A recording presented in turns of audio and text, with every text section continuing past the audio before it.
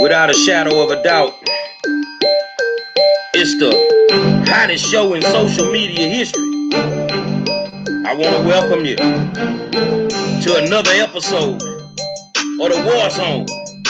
I got my co-host, Donovan Sadiq, in the building, the Nubian Queen, Demetra, Kaye, and one of the baddest quarterbacks I ever seen in my life. Straight out of Clark, Texas. University of Texas. BCS national champion. My man Vince Young is in the building, man. I appreciate it. We appreciate it. Man. I want to say top of the afternoon to all of y'all. I appreciate you guys tuning in to the War Zone. And today is a special day because we got football royalty in the building.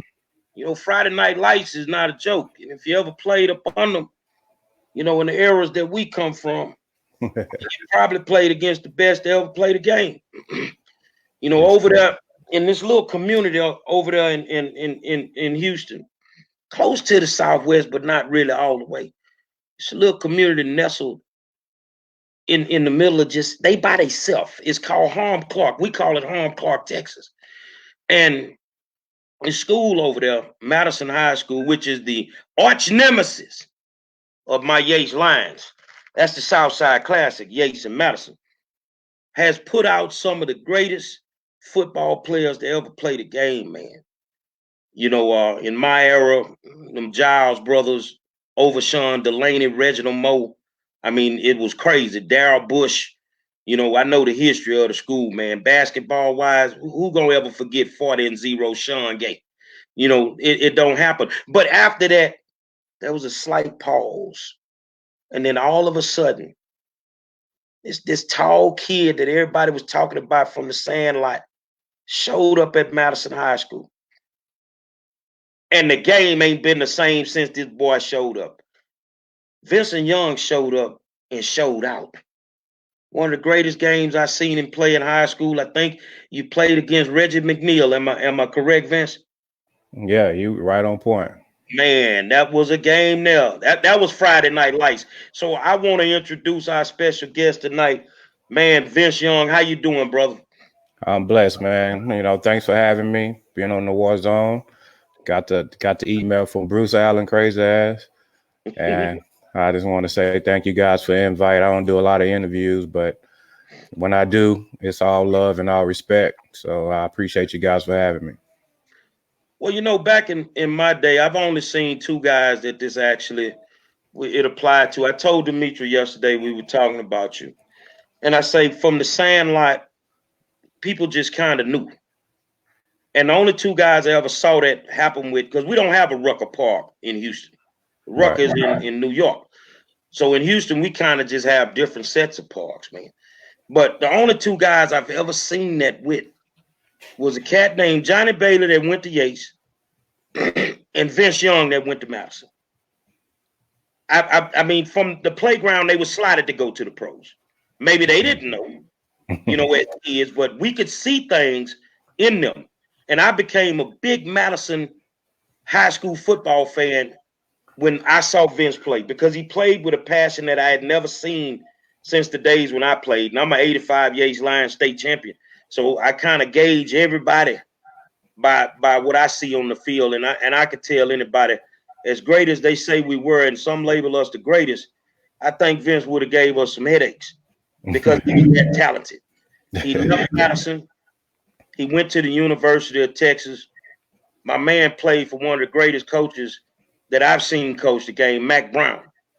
And while you were at the University of Texas, you guys did something that hadn't been done. I think it hadn't been done since Darryl Raw, if I was correct. Right. Win the BCS national championship against Donovan's USC Trojans. But you understand. Man. So I'm going to turn this over to Demetra. You got it, Mama. Well, first, again, I'd like to say welcome. And admittedly, I don't know a whole lot about football at all. And so I'm just here really for an education. So I'm going to let the fellas take it away. But if you have any questions, definitely ask, because I'm in the educational field. I do a lot in the community. I mean, I'm raised by 5 women, so the list goes on. I'm down to earth brother, so I'm one of the same guys that you talk to every day with Donovan and 5 Generals. So we all the same. We all the same brothers. Brother. Thank you. Well, usually when we come on the show, we give I do a lot of research, especially when it comes to people who ruin my life. The worst day that ever happened to me, 9 yards touchdown scramble on 4th down with 19 seconds to go. Now, I tell a lot of these young guys out there that when you play ball, and I played a little basketball. I'm not a football player, but I love football. But there comes a time where you're playing a game and you're in the zone and you have that haze around you. Have you ever had that? Was that going through your head, during that game? Because I remember when they flashed on you on the sidelines and you were coming back into the game, you were talking to one of your teammates and stuff. And I mean, we thought it was over and you were not flashing, nothing. It was like, okay, I'm going back in. Let me go ahead and finish this. I mean, what were your thoughts in those last couple of seconds? Well, I was definitely nervous, but in the same time, we have been in that situation for a lot of times throughout that season for one, and then the year before. So, once we be in that type of position, our coach always say, don't try to be Superman. Just stay into the concept, stay into what you've been coached, and then bring in your talent with it. So we was having a really good game, and USC haven't stopped us the whole day, actually. So once I saw that blitz, the same blitz he ran a couple of times on me, I knew I had a lane. And a couple of my guys, Justin Baylock, that's our starting tackle for our right side, he made a key block with a blitz, and Selvin Young did another opposite great job of occupying the DN that dropped into zone, and it gave me a lane. And all I saw was green, and my instincts just kicked in, just take off, VY. And that was where that was history right there. Wow. Yeah, they often say that game was. I mean, I looked at your resume. You have so many accolades that I didn't want to use my printer to print the whole damn out, right? But they said that was one of the greatest college games of all time. They ended up retiring your jersey in 2008, and you were voted number 2 on ESPN's greatest college players of all time. I mean, with all the people that have come through, to the NFL, man, number 10, you're in the top 10.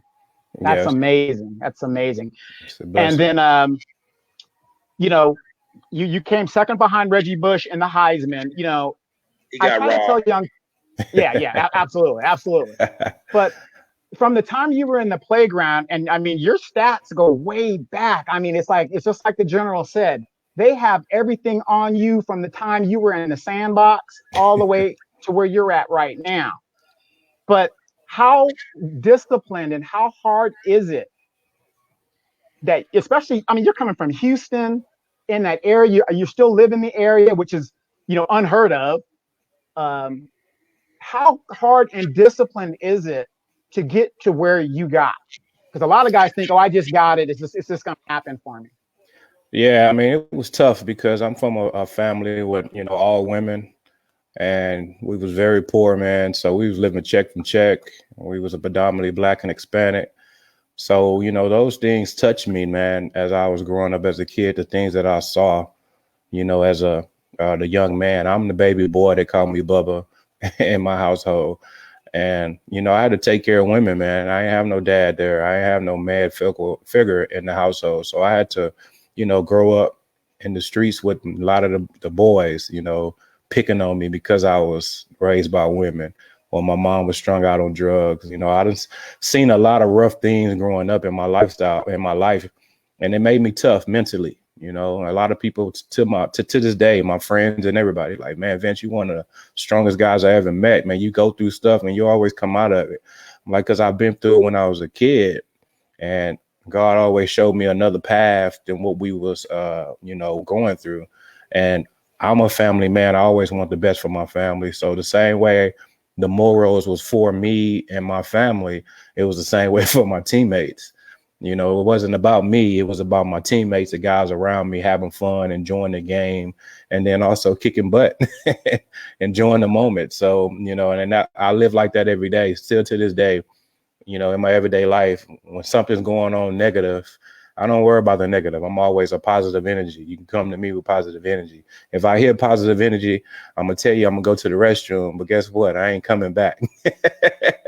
I don't like to hear negative energy, man. It's like a coronavirus. I'm gonna ask you this here because I coached youth ball for a long time until every day. They just said it yesterday. Some of my old players, they got a lot of love for me because of the way I taught the game and the way I made them respect the game on the field and off the field. Correct. You played for a great high school coach. I played for Coach Booker. You were blessed to play for Coach Ray Seals. How influential was Coach Seals to you throughout your whole career?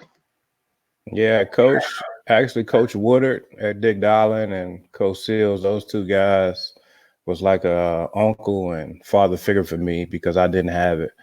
And one of the things that Coach Seals taught me was, man, your talent is going to not only be successful on the football field, because who you are as a person and the type of heart you have is going to save so many lives because the way you walk and how you raise. And I didn't get it at the moment when he said that.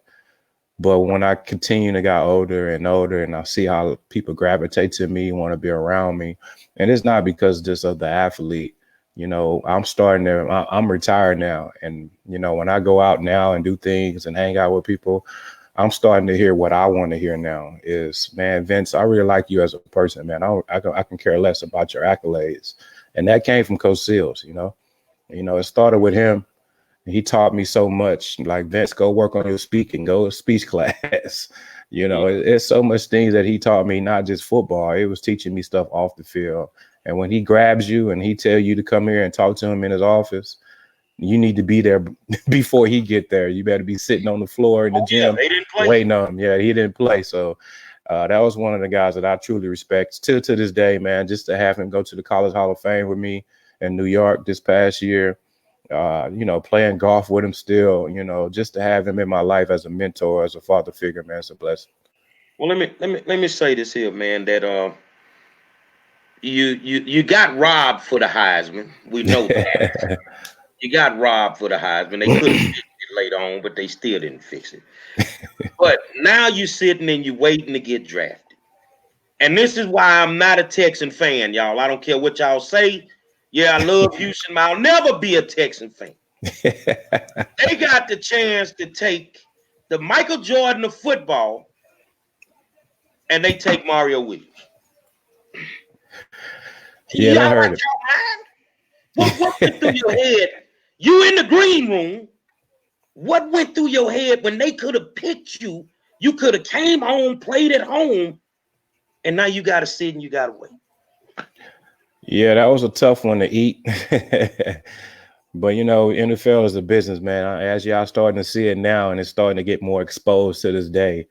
NFL is a business. They care about you for that contract, and then after that, they throwing you to the wolves. So, I definitely wanted to play home. That was one of the biggest reasons why I left Texas. I could have stayed another year and try to win another national championship. But when I knew them guys had the number one pick, I wanted the opportunity to play at home. And, Mr. McNair, may he rest in peace. He didn't, like some of the things that I had in my backcourt. He didn't like my agent. There's a lot more scenarios and stories that go to it. But he didn't like what, the people that I had around me at the time. So, that's how it happened. That's the situation that happened. But I definitely wanted to play at home, and that would have been a blessing for not only just me, but the entire Houstonians. We would have enjoyed kicking some butt every Sunday. Let me ask you this, because we interact with our fans. So I got a fan that asked the question. Could you talk about the stereotypes that was really pushed when I played high school football, that black people were not smart enough to play quarterback. Now I'm gonna be honest with you. I don't know what the hell is on the Wonderlic test, but I don't care. I just watch you do what you did in the Rose Bowl. Who cares if he doesn't pass this little BS test that you take it? But the thing is, we know somewhere down the line somebody, Vince should play wide receiver. He has a size. Now Vince need to play quarterback. Tell us about this stereotypical attitude where they say that the black quarterback is not smart enough to play in the NFL. Yeah, man, that's another tough deal where they call us athletic quarterbacks. We're not quarterbacks that's athletic, but it's changing now, and they starting to get it. But in the time, from Greg Williams to Donovan McNabb to Ronnie Cunningham, Warren Moore, I mean, the list goes on of names that African American quarterbacks that play the position. It's always been like that. And then when it got to mines, this is when media was kind of starting off in my career when I was going into the draft. And, the Wonderlic text, I didn't take it serious. I just kind of wrote down anything for that. What's on it?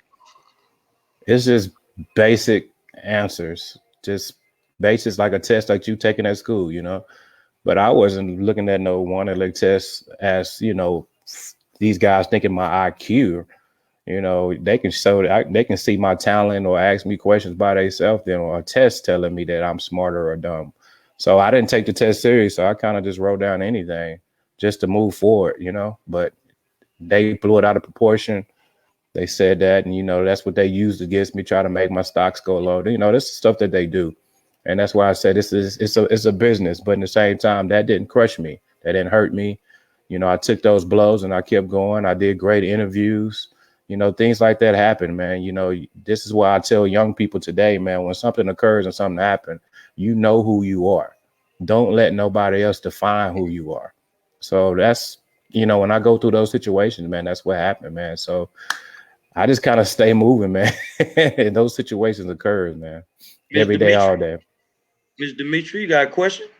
I do have a question. So it sounds like the NFL, I guess, schedule was released yesterday or the day before or somewhere like that.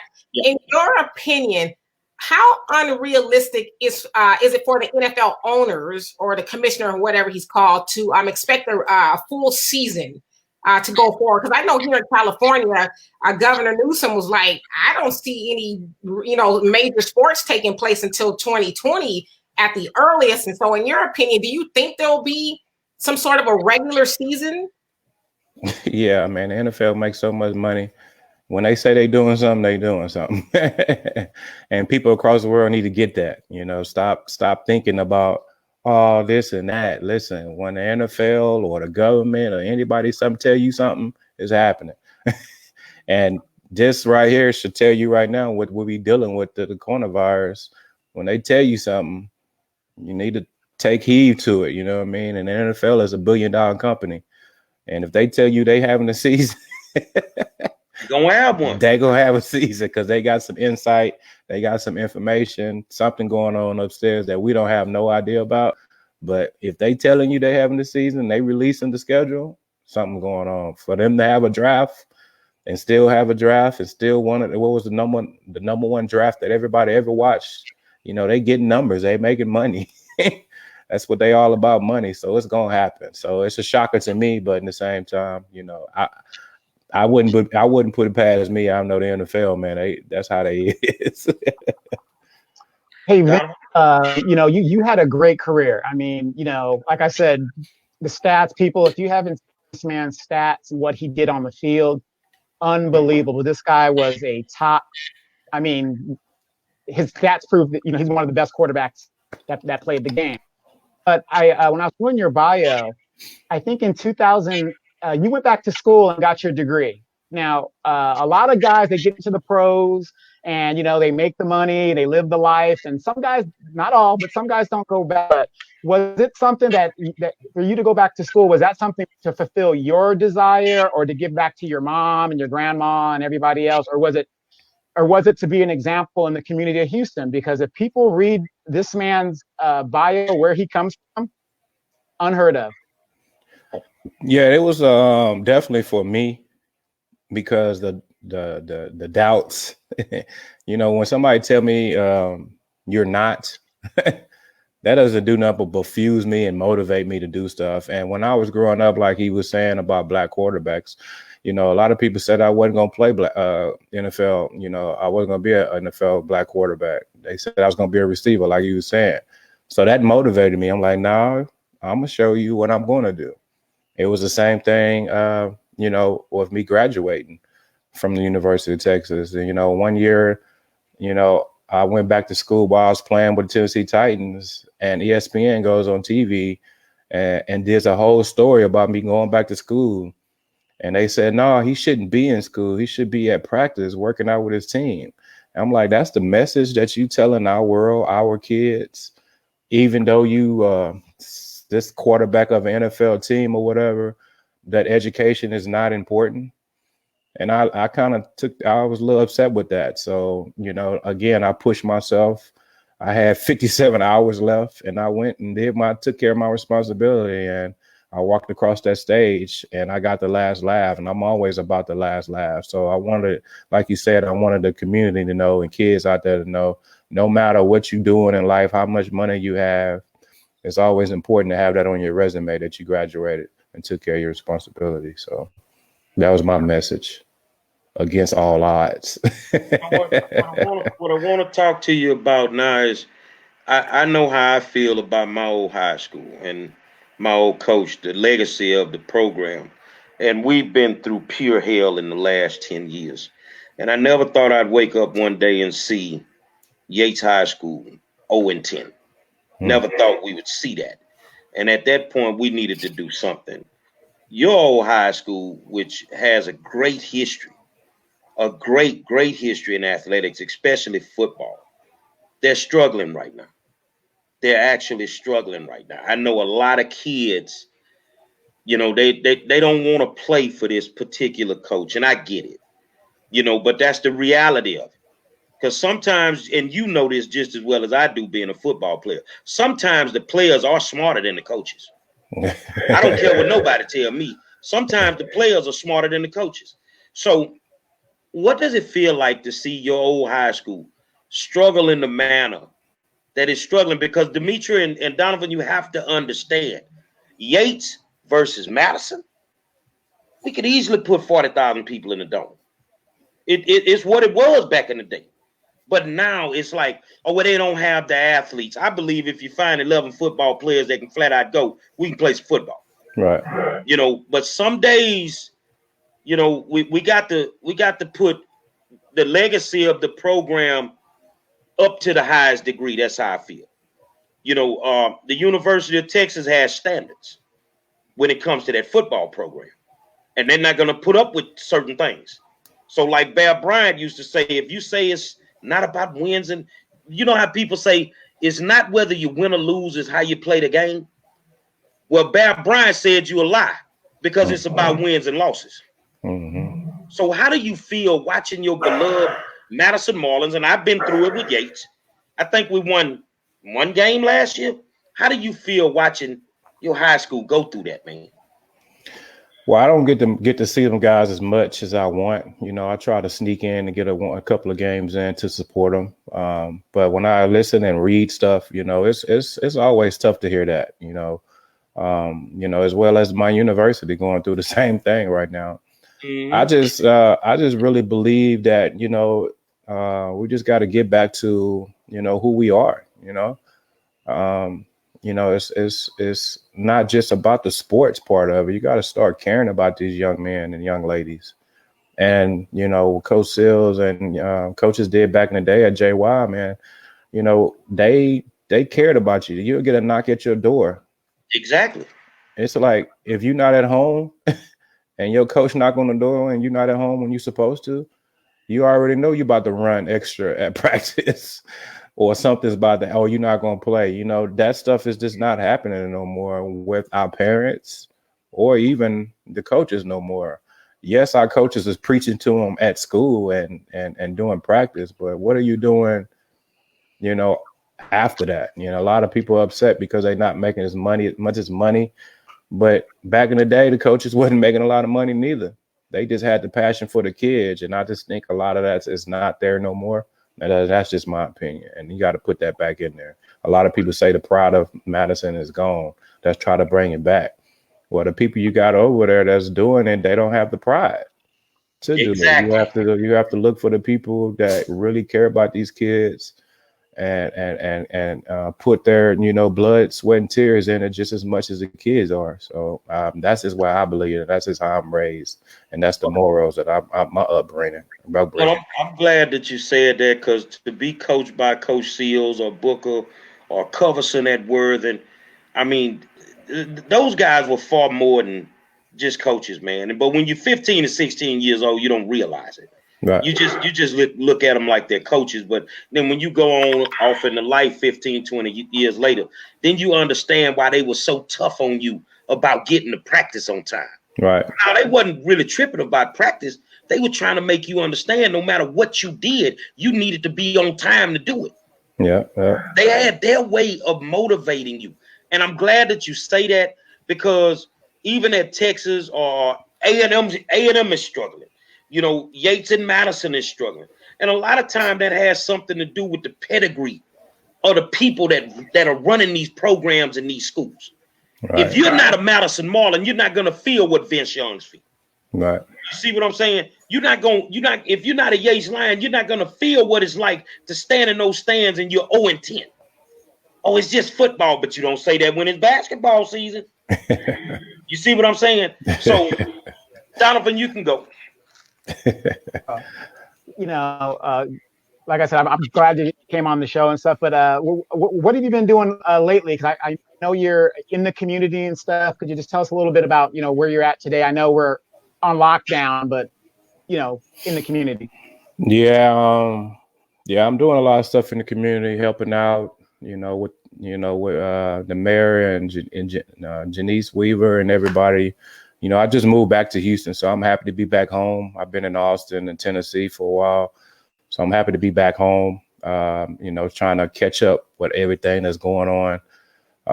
So I'm, helping out with the community. That's my one thing. I'm always going to do that, make sure our young generation and, have all the tools and knowledge and information they may need.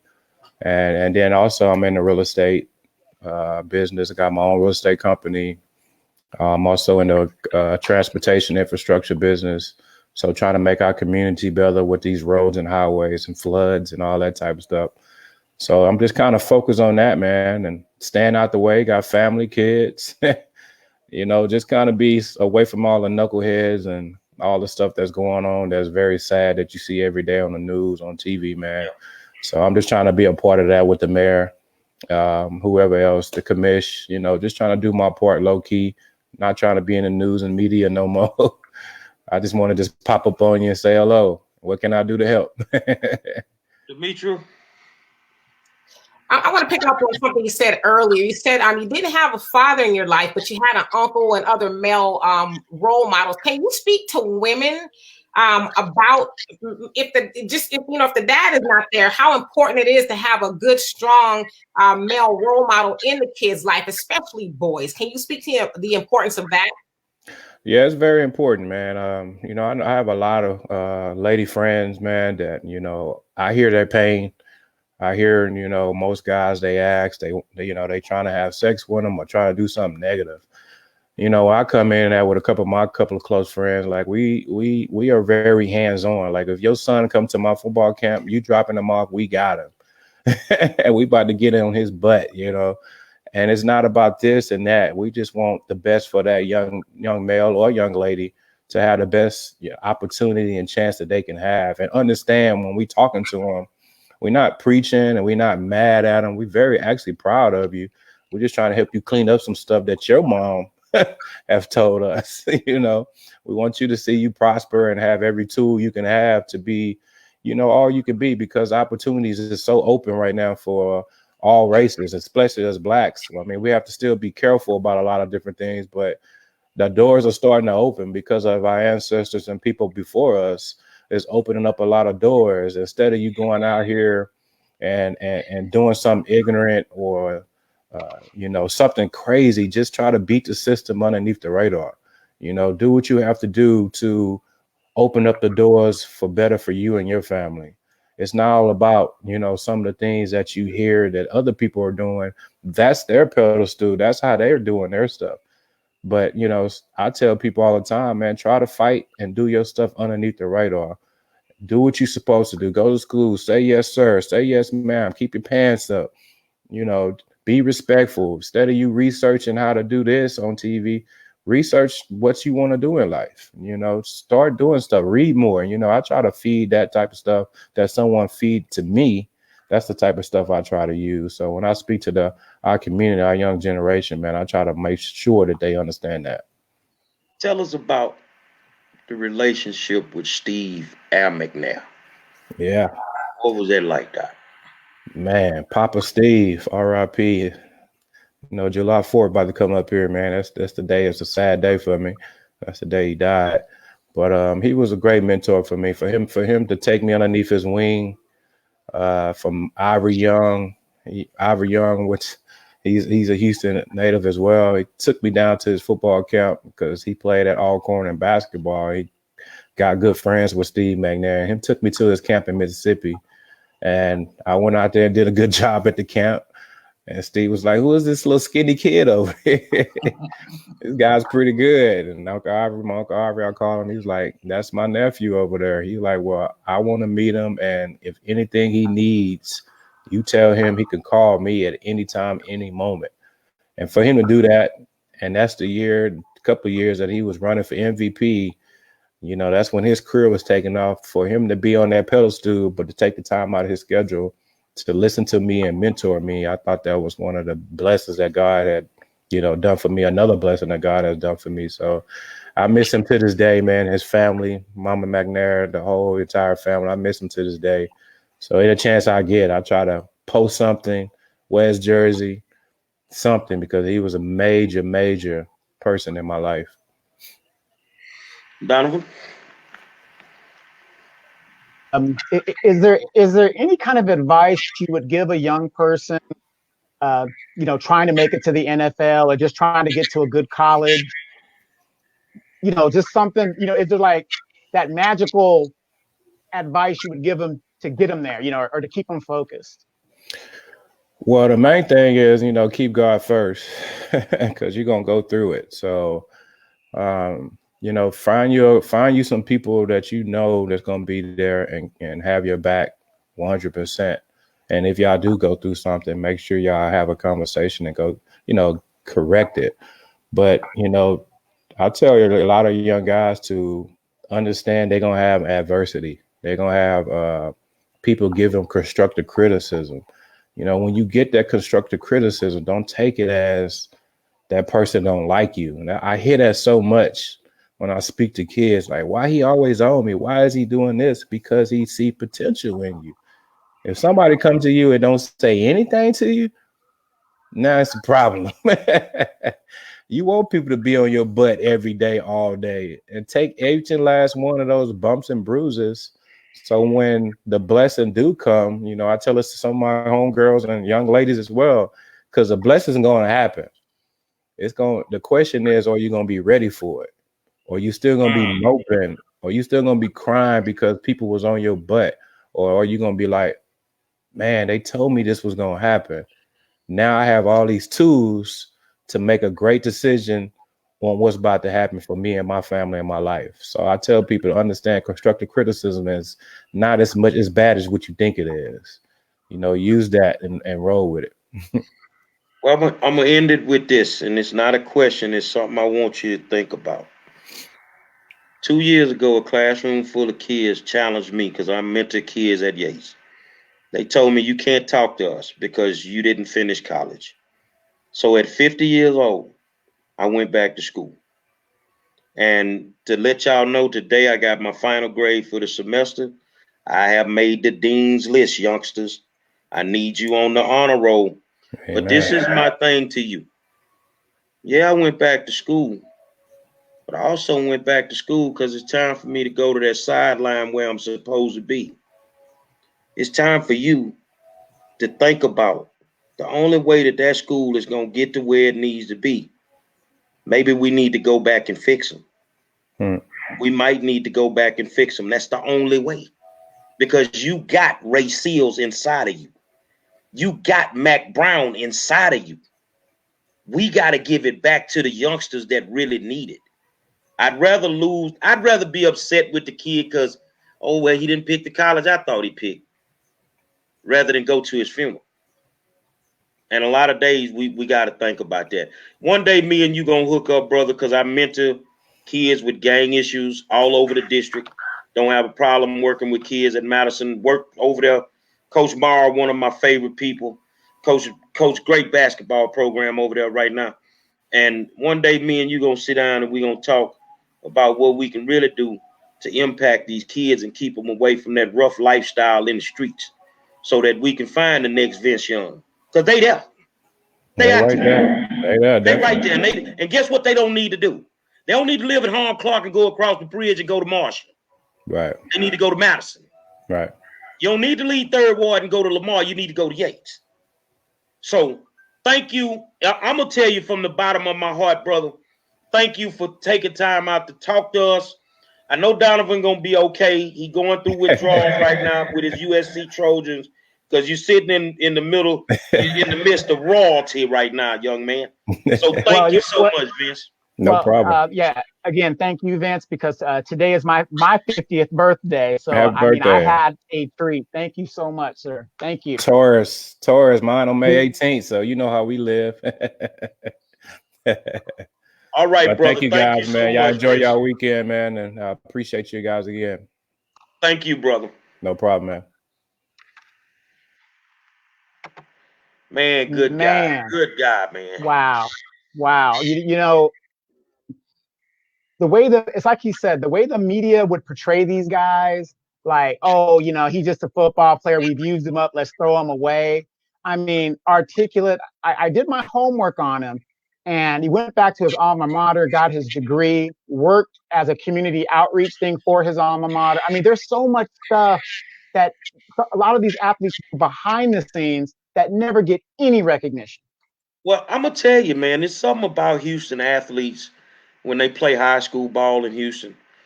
Not just at my old high school, Madison High School. I mean, you know, Carl Crawford that played baseball went to Jeff Davis High School.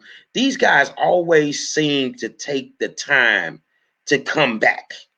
They always do. You know, Joe Young played at Yates. He's overseas, just signed a major contract. But you can see Joe in that gym every season when them boys are playing. And he don't just come and just watch. He always finds a way to give some type of funding to the program.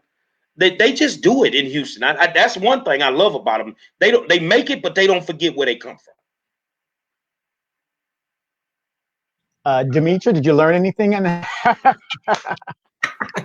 I mean, I know a little bit about football, just a little bit, but you know, what I got from him is that he's such a humble spirit, you know, and I agree with Donovan. A lot of times they make something out of people. When I say they, the media, you know, they paint this picture of a person, and then when you actually get to, you know, talk to them or know a little bit more about them, it's like, wait a minute. You know, because I'll be honest with you, I was a little nervous, like, okay, you know.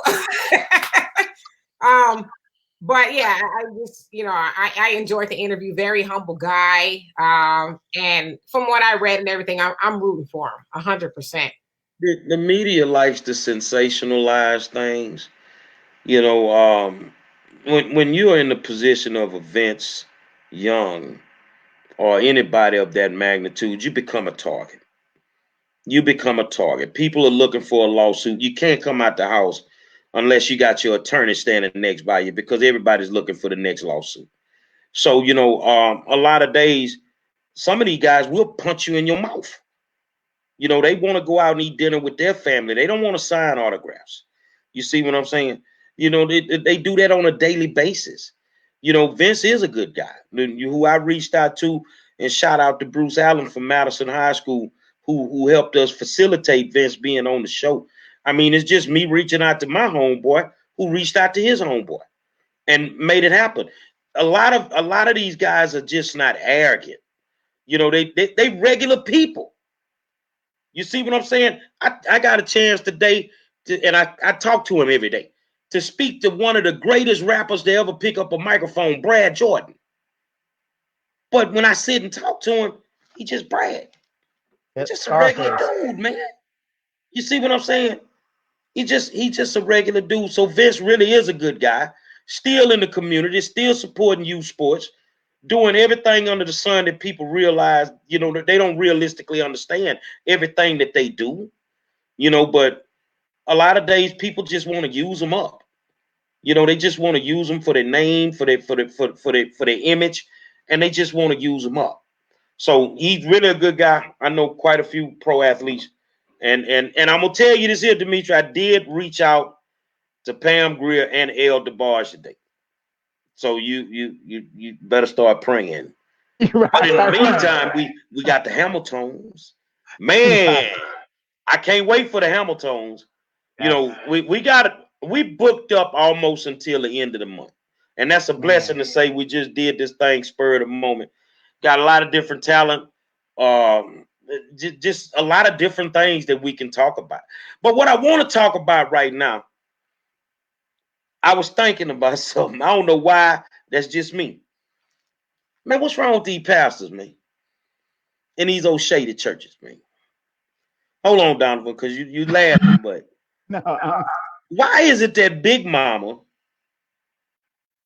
can go to the church for 50 years, and when she died, the pastor won't charge the family to run about it through the church to do the service?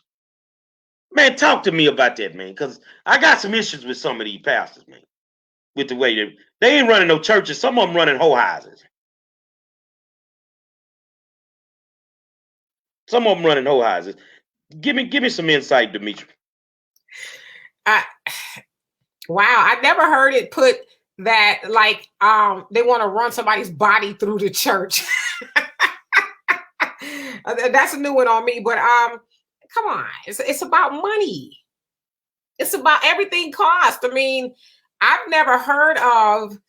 Me personally, I've never heard of a pastor officiating. I guess that's what you call, or eulogizing eulogizing someone's funeral for free. They want their money too. You know, and I agree. I agree with you. If grandmama, you know, been going to the church, you know, for 50 years, why does the family have to pay?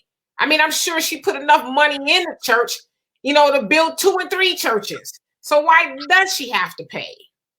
You know, but it's a money game. You know, I got to be paid for my services. Okay, well, you say you've never heard of a pastor charging. Okay, now I know you heard of this. No, I said I have heard of pastor's church. Oh, yeah. Big Mama go to the church for 50 years. Then she run out of money. And the church send a letter telling her she cannot renew her membership because she ain't paid her tithes. You know, I have read stories about that. Or Big Mama, whoever hadn't paid her tithes or whatever the case is.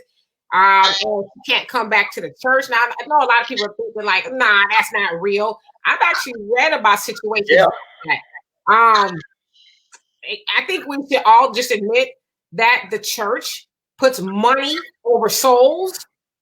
Not all of them, but a lot of them do. I mean, and I think it's also fair to say that churches can't operate without money. But when it gets to the point of, well, you can't come in here or you can't sit on the first pew until you pay your tithes and your offers, I think that's a bit ridiculous, you know. Now Donovan and Demetra, you know I'm a sinner in training. God is still working on me. In the city of Houston, if I ever hear that, I'm going to have Cedric the Entertainer syndrome. I wish I would. Because I'm going to come up in your church and throw all your Bibles out the pews.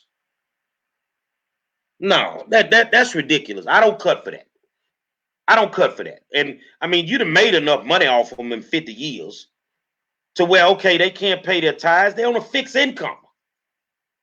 Donovan, talk to us. Well, you know, I was raised a Catholic. So, you know, we still got our issues in the Catholic Church, stuff like that. So, you got the priests. Yeah, They nasty. But my grandmother was a Methodist, and I used to visit the church over there. And I just put a comment up, and I would always wonder why did the pastor always dress like a pimp? They had the same wardrobe, and it just, to me, it seems like, and then when you hear their testimony, it's always, I was a pimp, or I was a drug seller, or whatever they were doing, right? They just took what they did in the streets because they're good at speaking and brought it into the church. I know of pastors right now set up in the poorest, one of the poorest communities of our city. This guy drives classic cars, goes on TV shows. He's been trying to do a parking lot for 30 years.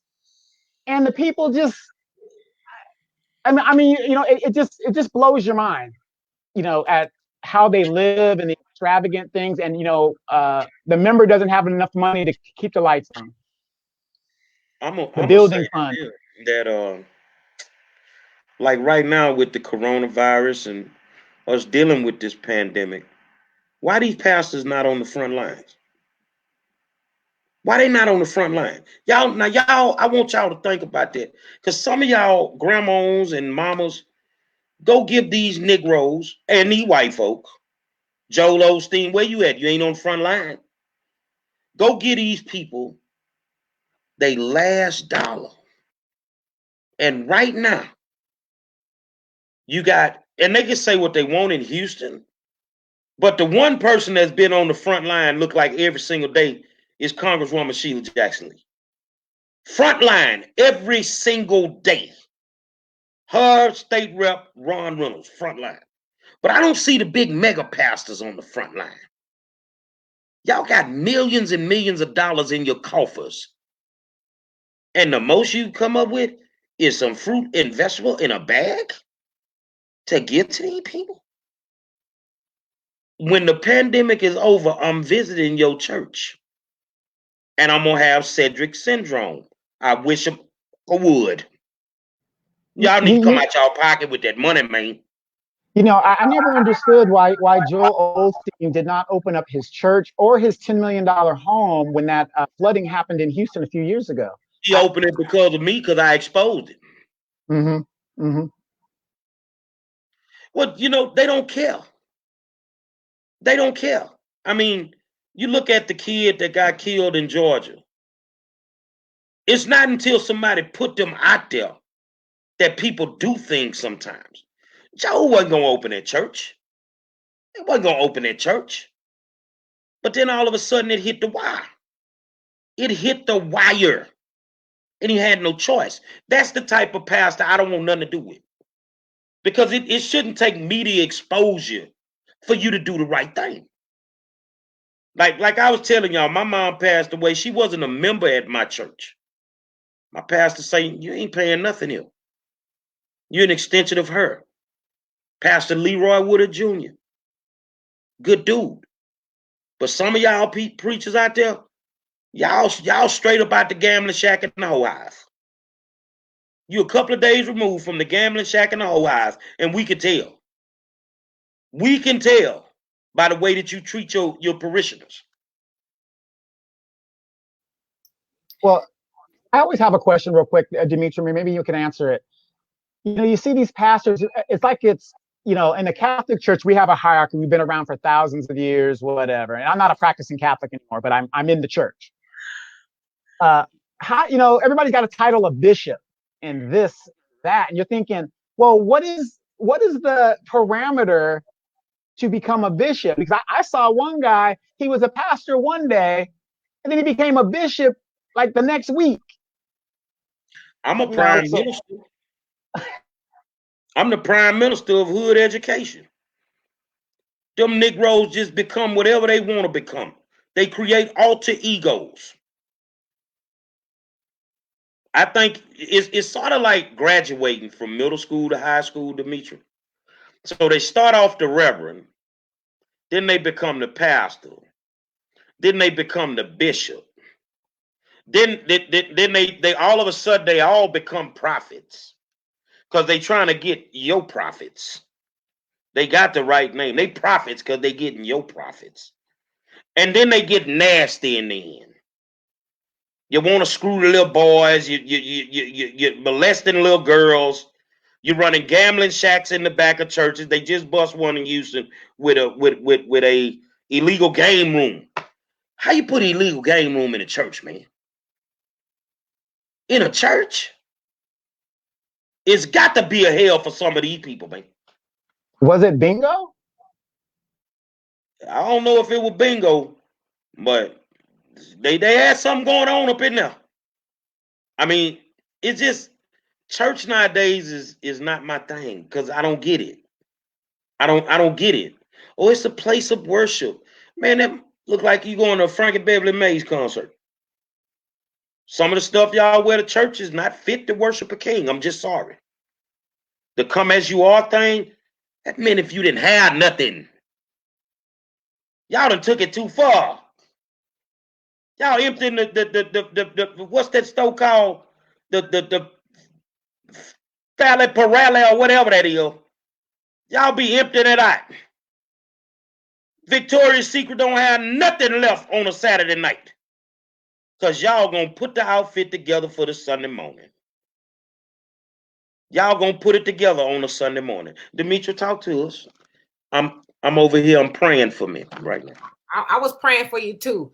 I'm always gonna go back to the people. Like it's the church is the people. Like the church couldn't be there without the people. The pastors couldn't be driving the Lamborghinis, the Mercedes and the Rolls Royces and having all the gaiters on. And I remember one time I was at church and it was our church's anniversary or something like that.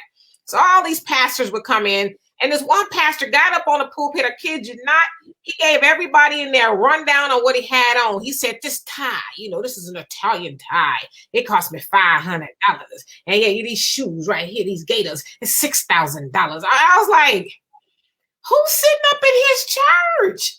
I mean, because clearly he's getting the money from the people. He wasn't like no, Joel Osteen or something like that was writing the book. And so my point is, it's the people. Like, how many times do you need to hear your church charge Big Mama to be buried in the church before you leave? I mean, we've heard of, and again, I'm not trying to bash the church because I know some people are sensitive about that. I am. I'm not trying to do that. I'm just trying to, make some sense. I mean, we've all heard of churches that have had a lot of sexual abuse in the churches, and they sweep it under the rug. That's why I really like the show Greenleaf. I don't watch a lot of TV, but I do watch that. Because that show was actually speaking about a whole lot of people's experience. Like I've heard of a lot of churches that just sweeps sexual abuse under the rug. And, they go to the Bible. Well, in the Bible, they say we're supposed to handle it in church first. You're supposed to go to the person that wronged you. And then if they don't stop, you got to go to the you got to go to all these things before you get actual justice, right? And so it's the people. The people in the church keep allowing these things to go on in the Bible. And like I said, I haven't been to church, but it says, study to show thyself approved, rightfully dividing the word of truth. So that means don't just take your pastor's word for it. Go to the Bible, which a lot of people claim they read, and go in there and do the work. Read it for yourself to see if it's true what your pastor is telling you. But a lot of people, and Gary, you made the point the other day, you said a lot of people read half the Bible and only live one half or something like that. And I would venture to say it's less than that. Most people got dust on the inside of their Bibles because they never crack it open unless and nowadays pastors don't even use the Bible. They just stand up there and talk to people. So let me ask you this here, because none of us are pastors or ministers or bishops or whatever they want to call us, deacons or whatever. Either the pastor line or the Bible line. Let me make you understand what I'm saying. Because there's certain things that's in the Bible that's considered an abomination. But yet the pastor will find another verse in the Bible to circumvent the one that said that was an abomination, to allow it to go on in the church so that they can get the money put in the collection plate. So which one is lying? The pastor or the Bible? Now I know, and if you get mad, you just get mad. I'm gonna ask you, Donovan, I'm gonna put you on the hot seat. Mm-hmm. Is homosexuality considered an abomination in the Bible? Absolutely. It's there. I don't quote me, but he said that is one of the most detestable things against God. So yes, absolutely. So Hands here's down. my next question. And I would love to have a forum with some LGBTQ community members because I need to understand this. Because when I don't know, I ask questions. So if it's an abomination and you a Christian and you believe in God in the Bible, you think it's cool what you're doing? You think Absolutely. you can get around that? Oh, God Absolutely. gonna get that one on Judgment Day, huh? Right. Absolutely. A lot of people are going to tell you you're supposed to love the person but hate the sin. That's it. So they're okay. I'm looking like I'm taking the Wonderlic test right now. What the hell you talking about?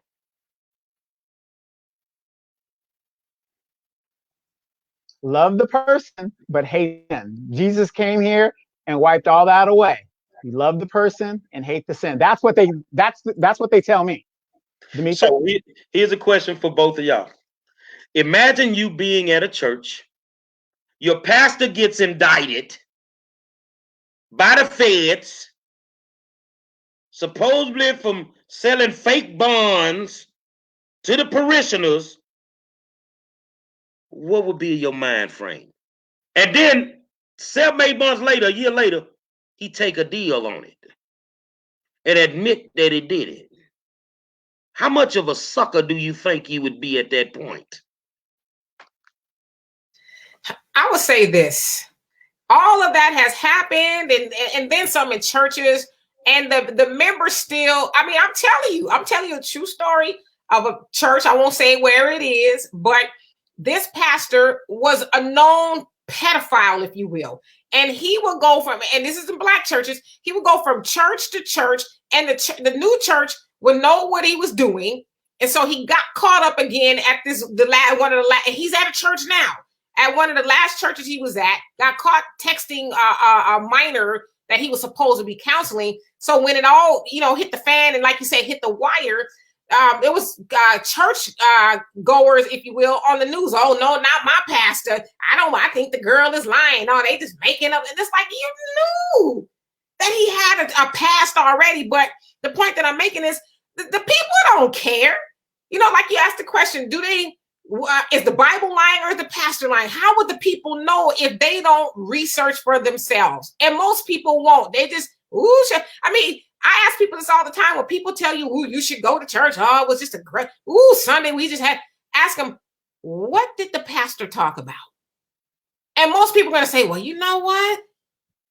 I don't know. You know why they don't know? Because they was too busy hooping and hollering, caught all up in the pastor. And the Bible says that Jesus should be lifted up, not man, but it's backwards in the church. People go and lift the pastor up and not Jesus. And so they get caught up into all his bells and whistles and hooping and hollering. And they can't even tell you what they was in there for. They can tell you what Sister So-and-so had on that day, though. You know what I mean? But they can't tell you what they were actually doing. They're supposed to be getting fed the word. They can tell you the songs that the choir sang. Oh, they sure sounded good and heavenly today. But they can't tell you what the pastor said. Is because they're too wrapped up into him. Like symbolism. Same thing like we do with politics. It's symbolism. Just going to church and then they want to damn you to hell for not going, but they can't even tell you why they going.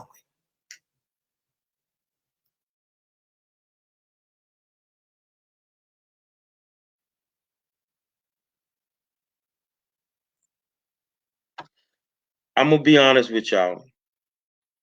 I committed a sin. I sinned when I was younger. I used to have cheese in my pocket on the first Sunday when I got the crackers and the juice. And I was fast and slim and small. So I had to have 2 crackers.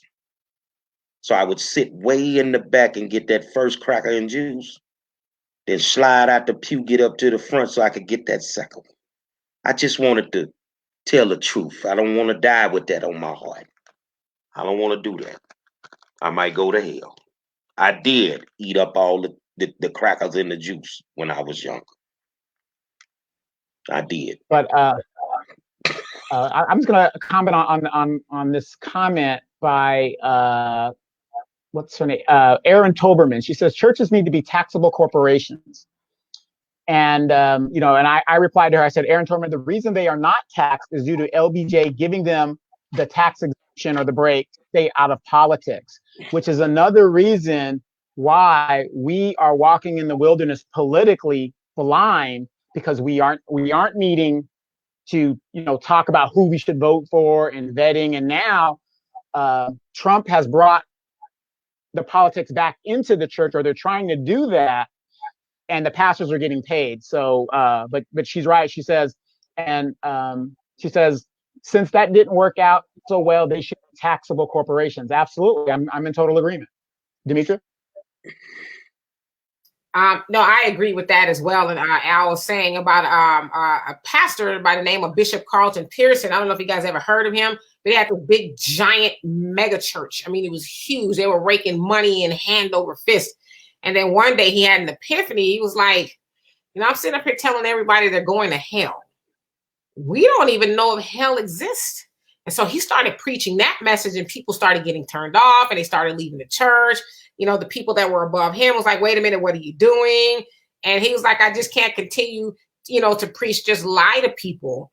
And I agree with that. Now, this is just me and the way I believe, especially for Black people. I don't believe that a hell exists for us. With all the hell that we've been through on this planet, I just can't imagine going through anything more, right? And so I think, once people finally wake up, and again, the church is not all bad. I mean, it serves some good purposes and stuff. It helps people with certain things and all of that. So I don't want, like I said, get into bashing the church, but I think people really should open their eyes a little bit and actually ask themselves, what am I learning? Like the book that I tell you guys about, oh gosh, I don't have it here, but Outwitting the Devil. It says a couple of the things that instill fear into children. One of them is parents. The other one is school. And the other one is church. Because when you go to church, they tell you, oh, have faith. You got to have faith. You got to believe. But then on the other hand, they're telling you, well, if you don't do this, you're going to hell. And if you do that, you're going to hell. And so faith and fear can exist in the same space at the same time. So on one hand, you're telling me to have faith, but on the other hand, you're pumping fear into me. And so as children, we've all gone to Sunday school. We've all heard that fire and brimstone, you're going to hell. If you don't put your Sunday school, money in the basket, you're going to hell. And then we try to tell them, well, just believe in yourself, Johnny. Everything's going to be okay. But it's like, how do they do that? So that's one of the reasons why I stopped going to church, because I didn't want to get a whole lot of fear continuously pumped into me. And I would say, just me personally, I've been better off since I've stopped going, probably almost 10 years now. I had a pastor tell me one time, you going straight to hell. I say, I don't mind going, but I'm going with all my goddamn money because you ain't getting it. That's just the way that I am. I think that they should be taxed to the highest degree. They're not using the church was always a part of the community. If something was going on in the community, 30, 40 years ago, that church was the focal point of it. It's a few people that your mom knew in the community when you were young. She knew the principal of the school. She knew who the pastor of the local church was. You see what I'm saying? But nowadays, these Negroes so fly, they got armor bearers, and stop that. That's security. Security. You don't want your people around you. One church I went to, I told them I'm not coming in no more. Why? Man, if you want to talk to your pastor, you got to make an appointment. I mean, come on, dude. You right here. You couldn't even touch the man. You couldn't shake his hand. Y'all are not God, man. What are y'all as convicts? You see? Listen, I remember when the pastor would come to your house if you had an issue. You could get him on the main line. As they say, you get Jesus on the main line. You could get Jesus on the main line faster than you can some of these pastors. But I remember when the pastor would come to your house and talk to the family, and you could, knock on the pastor's door. But like you said, the armor bearer got an armor bearer, and then you got to get with the armor bearer secretary to see what it is you need. And then you might not even get to talk to the pastor. You might get to talk to Deacon so-and-so's assistant to see if it's just like a mess now. So. I got more security than Obama had, man. I mean, they just putting too much on it. If you want to be a freak, if you want to enhance your sex life, go to church. Ain't no telling what you're going to learn. Yeah, you ain't got to go to the naked club. Go to church. And you might come up on something. I'm telling you the truth. I'm telling you the truth. Donovan, final words. Final word. Let me grab this one last question. A serious question for the Christian. And this is from Timothy Molot. How do we know what percentage of the Bible is God written and what percentage is based on man's word as a means of control? It was the perfect tool used during slavery. Demetra? Well, the fact of the matter is we don't know. We know that the Bible, how many versions of the Bible exist? There's quite a few versions of the Bible that exist. It's been tampered with. Books have been removed and a whole host of things. And so you're right. Especially on the plantation, slaves were only taught the part of the Bible that kept them in control, that kept them subjected and kept them from rising up. We all know the story of Nat Turner. He was fortunate enough, if you will, to be taught how to read. And when he learned the truth in the Bible, that's when he started the revolt, because he found out that he was being lied to. And so, is the Bible 100% pure? I would venture to say no. And how do we know? Has anybody ever had a conversation with Matthew, Mark, Luke, John, Jesus, anybody to say, well, what part of this is real? Nobody really knows. Honestly. Well, I'm going to end it with this here.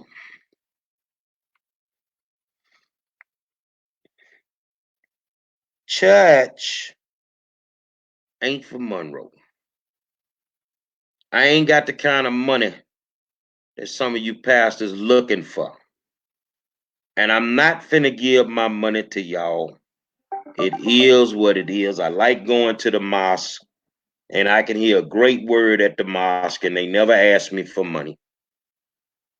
They never ask me for money. But don't waver in your faith, whatever your faith is. God bless you. And hopefully you don't get turned out at the local church by the reverend pastor, deacon, or whoever they is, the bishop. That's why I'm glad I'm the prime minister, man, of hood education.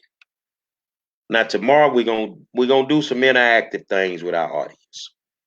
If you want to come on tomorrow, send a special shout out to your mom. We're gonna log in like we normally do.